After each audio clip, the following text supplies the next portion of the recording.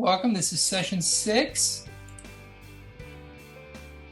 Before we get started, please grab some pen and paper. There are going to be a couple of exercises tonight that are going to require jotting down some notes. And you are going to be inspired by others when they share tonight, and they're going to be inspired by you. And we want to jot down anything that's helpful or equipping for your relationship with God. I do want to give credit to Mr. Sky Dathani. This is most of the material from the Singles Zoomposium has been inspired by his book, which I hope many of you will check out. Guess what? Tonight was supposed to be the final session for this series. However, we have decided to have an extended edition of Walking with God. So we're going to continue this series till the end of the month. So we're going to walk a little further together. And our dear friends from San Diego and Albuquerque and wherever else you might be from, you are welcome to join us over the next couple of weeks. We are going to try to do them our sessions a little differently over the next few weeks. There's going to be a lot more exercises, experiential stuff, because to really get the content, and we might even have a couple of games. But please join us in the next couple of weeks, because I think this material is so good. It really takes some time to really let it soak in and turn it into practice, which, is one part we've not really talked a lot about. I don't want this series to be a theoretical series. I really do want to talk about the walking part. How do we put life with God into action? Like, how do we make it translate into what we actually do and how we live in our day-to-day life with Him? So we'll get some more of that done too in the next few weeks. Okay, so good recap here. We have been talking about 4 different postures with God. And these postures share a particular foundation of fear and control when you look at sort of how they work. And so if anyone's noticed, life can sometimes be scary. There can be scary things in life. There can be things that are unpredictable, things that catch us by surprise. And all human beings, when they experience fear, they have a response to that. And most of us try to do something to either get away from that fear or to demolish it. We have all these different types of reactions to fear. And honestly, this is what has sometimes influenced these different postures. So life over God, for example, principles and laws. Well, if I follow principles and laws from the Bible, or God's, principles and how He wants us to live, if I do that well enough, then I can control and make sure that there will be nothing in my life that is scary or unpredictable. So in other words, if I follow principles and laws, I will have a seamless life. And so what we're doing there, it's a way of kind of controlling God. Like, I will do these things so that I get an outcome that I want. Life under God, well, if I follow rituals or if I just follow a very moral life, then God will not be mad at me and He will protect me from anything that I could be afraid of. So again, it's kind of an exchange. If I do this, God will do that. And then we have life from God, which is, well, if I have enough wealth and health and popularity or different things that I really desire, if I have enough of these things that God gives me, that will be confirmation that I'm good, that He likes me, and that I don't have to be afraid of anything because I get all the things that I want or need in this life. And then finally, life for God. If I accomplish enough, if I serve enough, eventually, I'm sure I'll get there, but at some point, I will be enough for God. God will at some point be pleased with me, and then I can take a deep breath and be safe from fear of something. So as you can tell, all 4 of these postures, long term, they are very exhausting, and they actually don't really fulfill in the way that God's actual plan is designed to do. And that's why we want to talk about the solution tonight. So life with God, the goal is God, not something, not an outcome, not particular circumstances. Life with God, the goal is Him. And we talked last week about the parable of life with a Mustang. I want to do that little special effect again. Did you catch this? This is really awesome. Well, I can't do it again, but whatever. I was really impressed with the Mustang sliding in there. Okay, so parable of life with the Mustang. So the Mustang is God, okay? So think about if I just treasure a Mustang, if I think a Mustang is really, really awesome, man, I'm going to learn a lot about Mustangs. I'm going to think a lot about Mustangs. I'm probably going to talk to a lot of people about Mustangs, and I'm probably going to find other people that really like Mustangs. That is treasuring the Mustang, okay? A very important step if I'm going to have life with a Mustang. God, okay? Next, I got to unite with this thing. I can't just admire it from afar and have all these wonderful thoughts. I need to connect with this thing that I treasure. And this is where Jesus, this was his big mission. He came on a relational mission to unite us by helping us get rid of the sin that interferes with our relationship and our connection, and to allow us to be united with God. Okay, so there's uniting with God. And then the final part is, if I had a Mustang, I don't just treasure it. I don't just unite with it and have it or possess it. Now I need to experience it. I need to get in that thing and ride. I need to live with this thing. I need to do things with this thing that I treasure and that I'm united with. And so all three of those elements are really what the life with God is all about. And that is what we are trying to learn in this time together. So we also talked last week briefly about the whole thing about prayer is not just communication and talking, but it's also about communion with God. And we also, one aspect about that, and this really ties into, I think, a little bit of treasuring and experiencing. Savoring is an important life skill. And guess what? You can't do savoring quickly. Most things in life these days, we are required to do quickly. You got to do a lot, be busy, and sometimes our culture even celebrates. If you're busy, you're better, or you're more effective, or you're going to be more rewarded if you're really, really busy. Slowing down spirituality is savoring. It's using your miraculous body and all the senses of it to actually be a sensual human being that connects with God in all kinds of ways, like how you touch things, hold things, smell things, look at things, listen to things, taste things, like trying to experience God in so many ways as additional ways to treasure and experience God through his creation.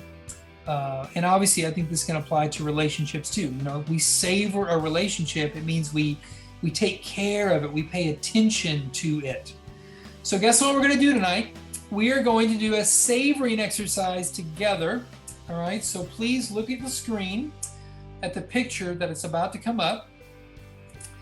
And I don't know exactly where this is, but all I know is that it's beautiful.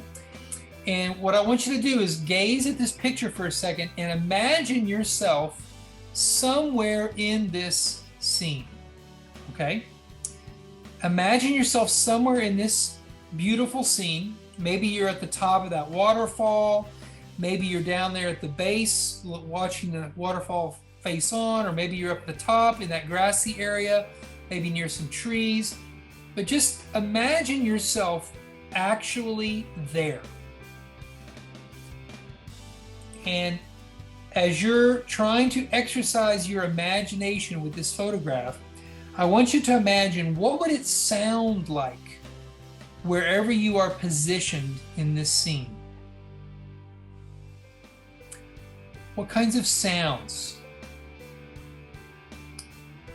All right. Next, what things might you smell if you were somewhere watching this beautiful scene in action? What kinds of smells would come up? Next, what would you feel? You might be close enough where that mist from the waterfall might move over into your face. Or maybe just the clean air above this water is just breezing across your face. And then finally, from whatever position you are in this scene, what would you see? Would you see that waterfall close up? Would you see maybe those trees up close and notice the colors or the movement of the water? Okay. So now I want to look at this quote. This is from St. Francis of Assisi. If we knew how to adore or treasure, then nothing could truly disturb our peace. We would travel through the world with the tranquility of the great rivers.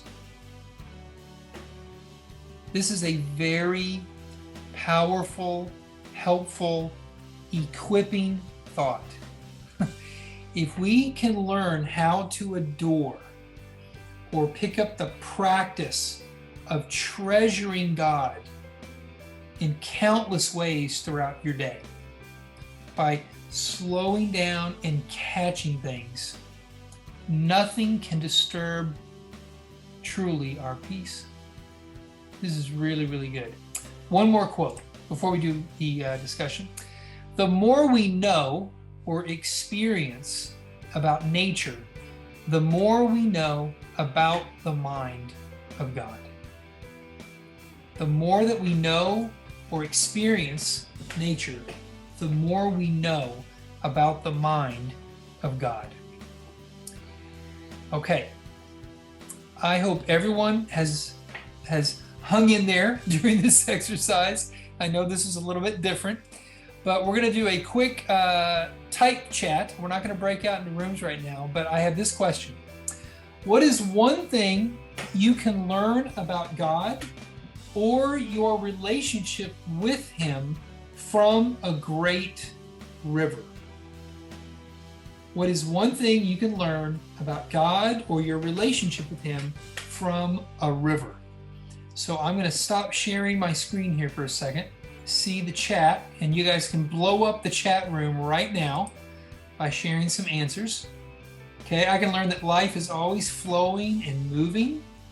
I need to be constantly moving forward. Interesting. Also being flexible and don't let obstacles stop us. It would help me learn His complexity. Way to go, Noel. God is constant. A river is just constant. That river was probably around before I was born. It was probably around before my grandparents were around. That river is constant. The necessity of variation. God is beautiful. The river has its own weather system. Deep. Go with God's flow. I like it. It's refreshing. Rivers run so they stay fresh. I need to be like that. Oh, powerful. God's beauty. God is both peaceful and powerful at the same bizarre time. That is amazing. Even if my life is constantly changing, God is always with me on my journey. How powerful He is and how beautiful. Power. God is in control. The power of motion. Guys, I think this is it for the night. We don't need to do anything else. This is so mind-boggling. I love this. The relationship is never still. It is unpredictable. It is beautiful. Fascinating, long and powerful. He's deep. That's right. To go with the flow with God. Stop fighting for control. Oh my gosh. Steadfast. Serenity. Thank you, serenity. The river gets where it's going in its time. Oh my gosh. That I can experience Him from different places. How powerful He is moving. Rivers have depth and sustain life. Okay, guys, I'm really sorry. I'm going to have to pause because I'm getting too into this. And I'm going to be here till midnight if I read all these. This is so good, guys. But you guys understand, I think we just experienced how savoring can open your mind and open up a connection and an understanding of God that is transformative. And not only that, neurologically, doing these types of exercises releases chemistry like serotonin and dopamine that actually regulates, balances out your brain and puts you in a very good state. And by the way, The world is not set up to get you in a good state. The world is set up to release cortisol and stress because that is just the way the world rolls. But doing exceptional things like this or counterintuitive things like this, I'm telling you, it will deliver the Holy Spirit and guide you in a beautiful, beautiful way. So, man, I've got to save that chat. I'm going to study that for the next week, all your answers. This is amazing. Moving on. Very good quote. When you surrender and release the illusion of control, you begin to free fall toward your destiny of a grand reunion with your original self. A self uncorrupted by the world's false lessons of fear and control. Sometimes you find things out in the world that can actually help you better understand the spiritual convictions that you already have. When I read this, it totally reminded me of counting the cost and deciding to deny myself. This is about what Jesus was talking. I think he was saying we need to deny our false self that we have been building and creating since we were young people and had our first experience with fear. We used our way of thinking to control and navigate life so that I wouldn't feel afraid. So we were fear-driven, trying to overcome fear. Okay, you can see how that's a really difficult task. But I love this, what God is inviting us to in this life with him is a grand reunion with your original self. And guess what? Every person on this Zoomposium tonight, your real self is good. Your real self, your original self is amazing. And this is the part of you that you are trying to stay connected with as you stay connected with God. He's always returning you to your real self versus the false selves that we've all sort of created and tried to use to survive in this life. So with that, we know this passage hopefully pretty well. 1 John 4, God is love. Whoever lives in love lives in God and God in them. This is how love is made complete among us so that we will have confidence on the day of judgment. In this world, we are like Jesus. There is no fear in love, but perfect love drives out fear because fear has to do with punishment. The one who fears is not made perfect in love. So this talks about a cycle, or refers to a cycle that is very, very common to all of us.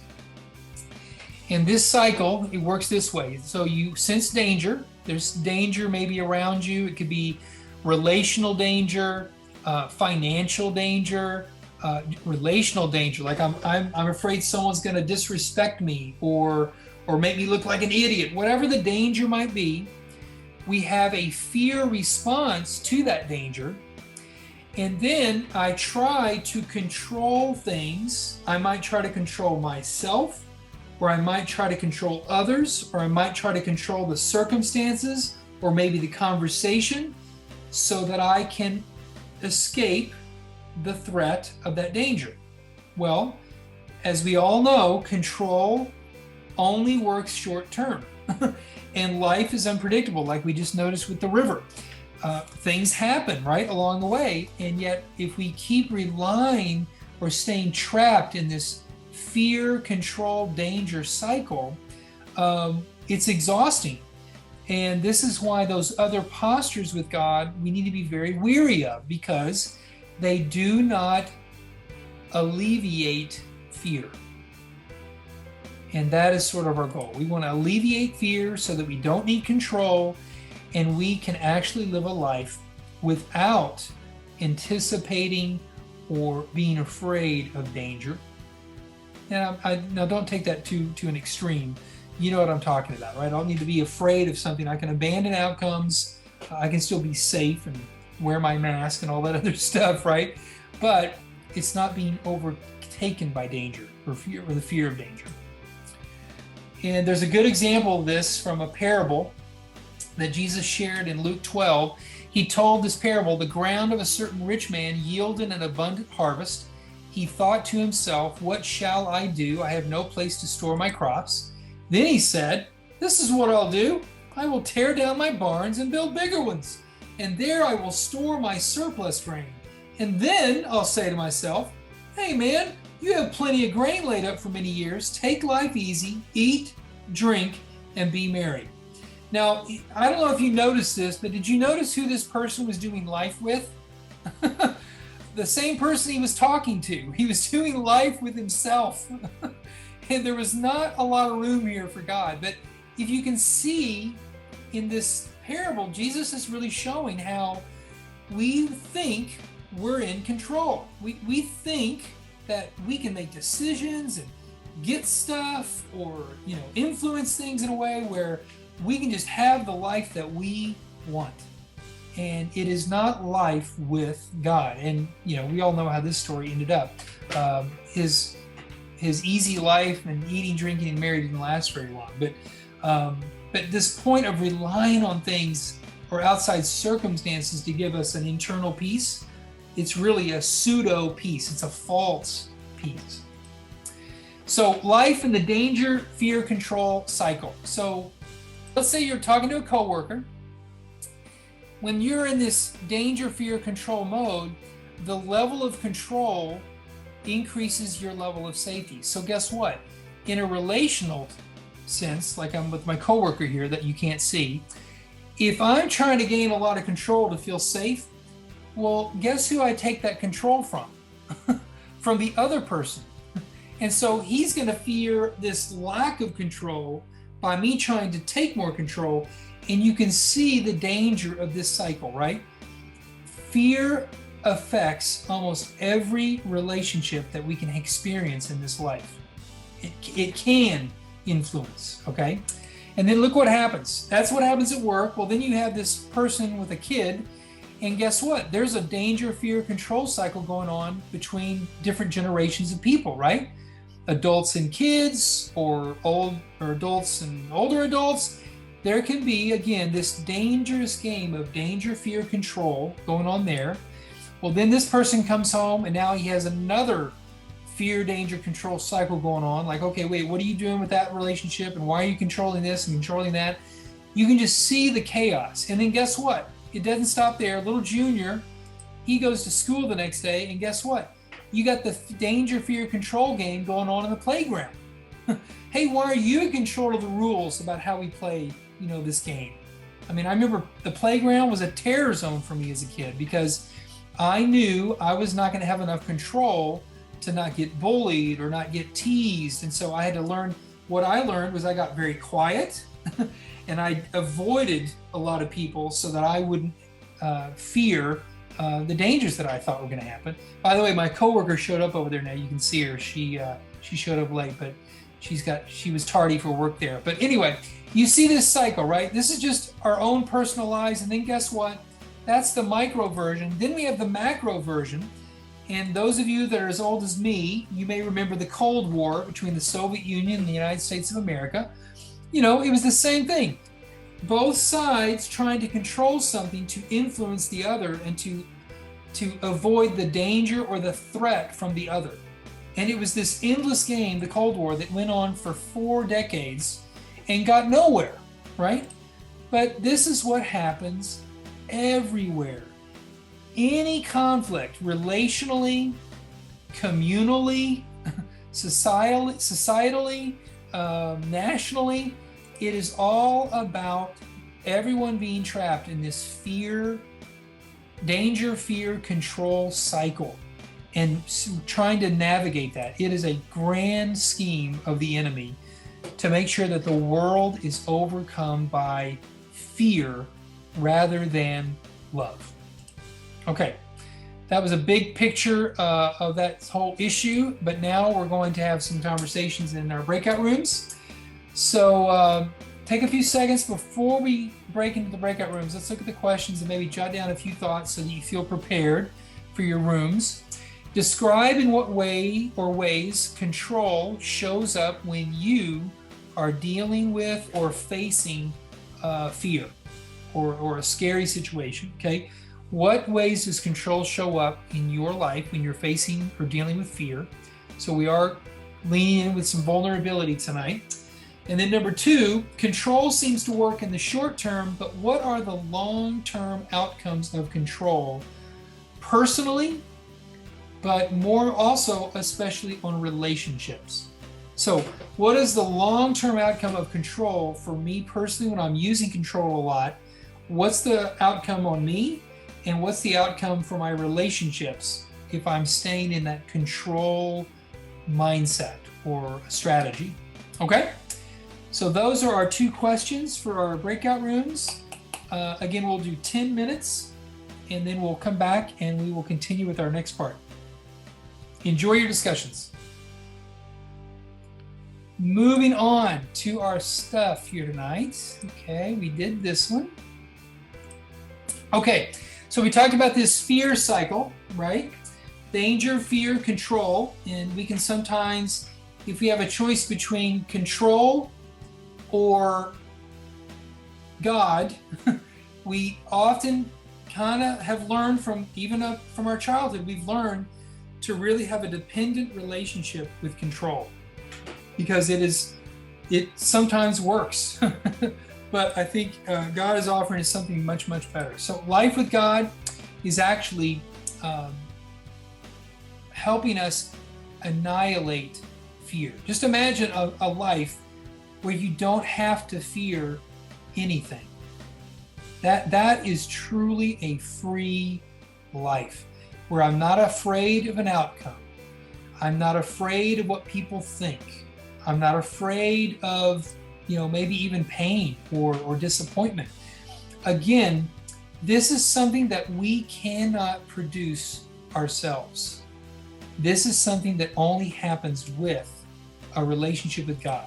And this is where, I like going back to this verse, it said that in this world we are like Jesus. Jesus lived a fearless life. Jesus never used control as a response to fear because he never had fear. He didn't have to control things, right? He simply stayed with his Father. He treasured God. He was always united with God. His identity was with God. And we read this last week. He said that everything that he did it because he saw his Father doing that. He said, I do nothing by myself. So his whole, every step of his life was experiencing that circumstance with God. So we see here, this is the solution to fear. Treasuring God, uniting with him, and experiencing life with him. And then look at these kinds of passages. Right after Jesus told the disciples the final time that he was going to be executed and that he was going to die, he said these words to them: don't let your hearts be troubled. Trust in God and trust also in me. So he sort of knew they were going into a very scary situation. He knew that. But I like this phrasing. He says, don't let your hearts be troubled. And I think what he's saying there is, you always have self-will to determine the quality of your thoughts, the quality of your responses, but never forget life with God, trusting God, treasuring him even when things are hard, staying united with him, with everything that Jesus did for us, for our relationship with God, and then experiencing even difficult things with him. Now, here's a big one. How do we apply life with God to loving our enemies? This is right there in the middle of the Sermon on the Mount. He says, love your enemies, pray for those who persecute you, that you may be sons of your Father in heaven. He causes his sun to rise on the evil and the good, and sends rain on the righteous and the unrighteous. He's giving us very specific directions about what we need to do with the very sources of fear, our enemies, the people that are not for us, but against us. And it turns out the answer to loving your enemies is the same formula for loving God. If I don't practice treasuring, uniting, and experiencing God, I will not be capable of treasuring my enemies, seeing their value, seeing their worth as a child of God. I will not be able to unite with my enemy. In other words, engage with them and maybe serve them or do good for them. I will not be able to unite with them. And I certainly will not be able to experience my enemies. Like perhaps even empathize with my enemies. Like not just see what they do, but even to have the freedom enough to consider maybe why they do those things. We talked about this a couple of sessions ago about when people hurt us, oftentimes someone hurt them a long time before they ever hurt you. In other words, the enemy is always the enemy, not the people in our lives, no matter what they do. But again, this is where life with God is the only hope of really acquiring that ability. We're not going to be able to do it with our willpower or making some really strong decisions. We have to practice these treasurings, uniting, and experiencing with God. And then imagine the world we would have, right? If we were practicing treasuring, uniting, and experiencing with other people, bringing that to our workplaces, our homes, our schools, and then in the world, we would start seeing that the church and all the disciples that follow Jesus, if they're with God, they are bringing peace truly to this world, just like Jesus did. And Jesus gave us everything we needed to know to do that by having a life with God. Okay, our next conversation is, and go ahead and jot this down before you go into your breakout rooms. The opposite of control is, so write down your best guess. Not that there's a right or wrong answer. Number 2, how do you recognize when the Spirit is governing you as opposed to fear or controlling something? How do you recognize when the Spirit is governing you? And then 3rd, what are your options when someone else is not letting the Spirit govern them? So I don't know if you noticed this, but when people are not Spirit-led, they can be fear-led. And when people are in a fear mode, they can do things that are very uncomfortable, very unsettling. We don't like it. But my question would be, what are our options when someone else is not letting the Spirit govern them? Okay? So some deep questions. Same thing. Let's take, we'll do 8 minutes this time. And please adjust your rooms by 8 minutes for however many people are in your breakout room. Okay? All right, guys, have a great discussion. Awesome. Well, guys, thank you so much. We're going to do our last exercise together. We're going to do some Lectio Divina, but before we do, I do want to point out one more thing. Beautiful slide here. Okay, look at this. And this is a very beautiful shot, but there's a very interesting thing we need to know about sheep. Okay, and everyone knows, right, that in the Bible, Jesus refers to us as sheep, correct? So now I don't want anyone to get offended, but just read this carefully. It turns out the importance of a shepherd is inversely proportional to the intelligence of the animal being shepherded. I didn't type that correctly, but so if you look at dogs generally don't need a shepherd. A dog can survive, find food, and can avoid a lot of dangerous situations all on his own. He doesn't need a shepherd. Dolphins do not need a shepherd. In fact, I've never even met a shepherd of dolphins. That would be a very strange picture, but whatever. Dolphins typically are very smart. They know where to find food. They know places of danger to avoid.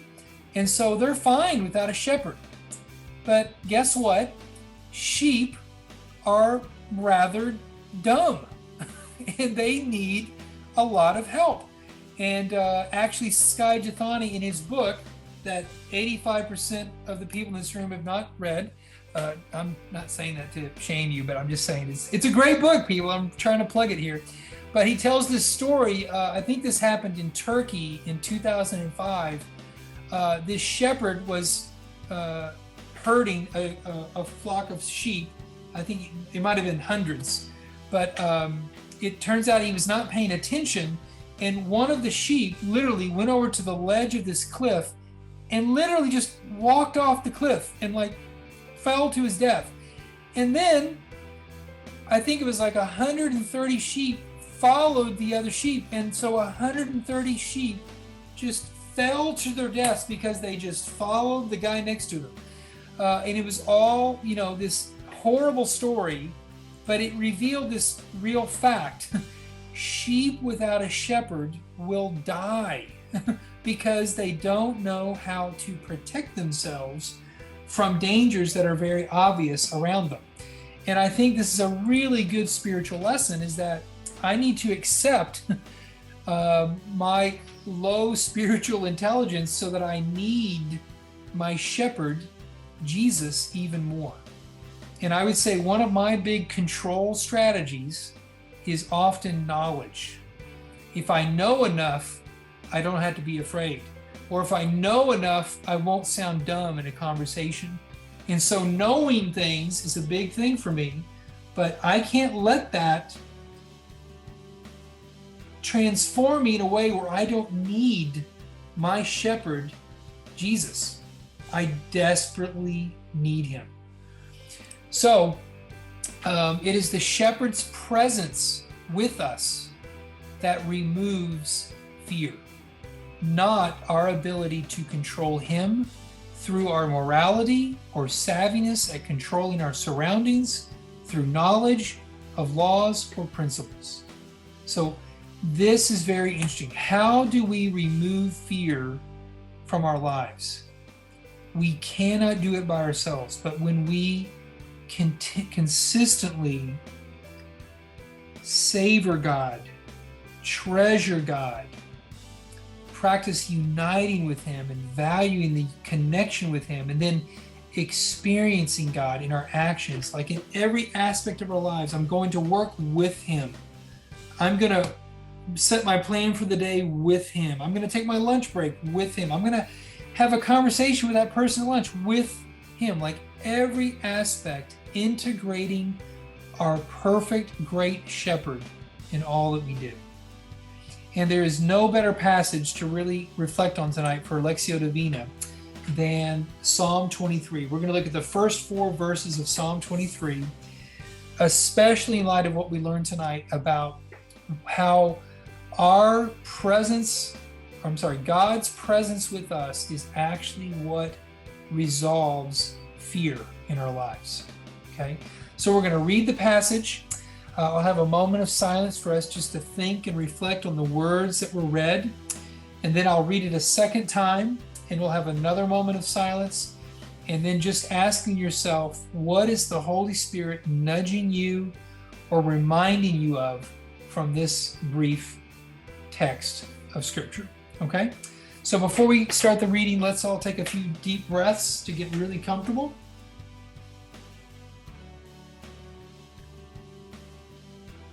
Remember to try to breathe from your belly and not your chest.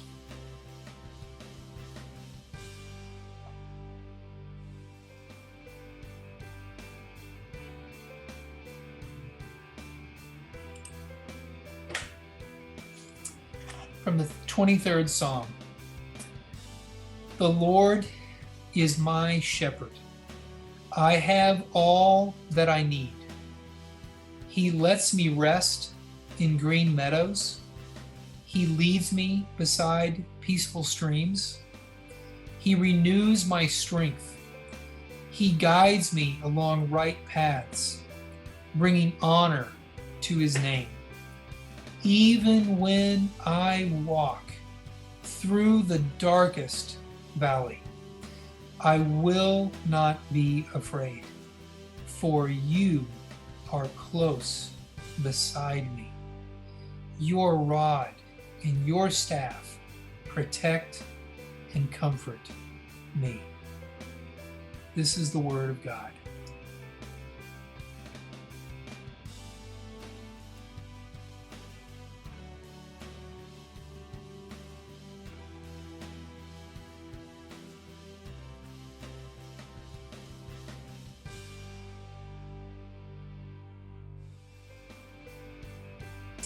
I'm going to read the text again. The Lord is my shepherd. I have all that I need. He lets me rest in green meadows. He leads me beside peaceful streams. He renews my strength. He guides me along right paths, bringing honor to his name. Even when I walk through the darkest valley, I will not be afraid, for you are close beside me. Your rod and your staff protect and comfort me. This is the word of God.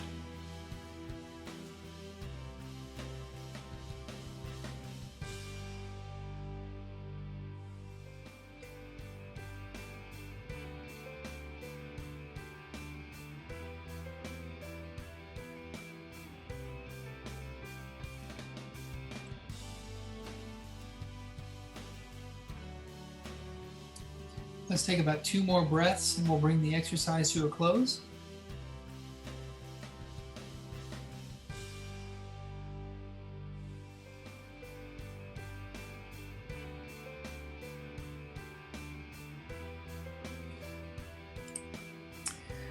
Okay, this will be our final breakout room. There won't be a main session, but this is going to be a time for small group prayer. So wherever you land, we're going to take about 7 minutes.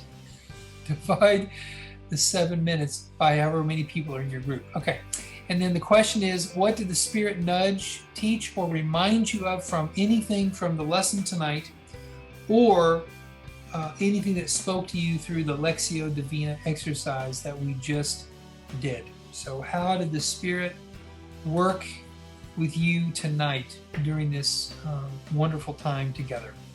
So we'll take 7 minutes right now, and I'll see you guys in 7 minutes. We hope everyone had just a great time connecting horizontally and vertically at the same time. With that, we are going to be here next week, the next couple of weeks. But for now, if anyone would like to stick around, we're going to leave this Zoom room open for fellowship. I wish you guys a wonderful night. Thank you again so very much for being here tonight. It's been so inspiring just to see all the connections and together. So love you guys. Take care. Thank you, David. Thank you very much, Thank David. you, David.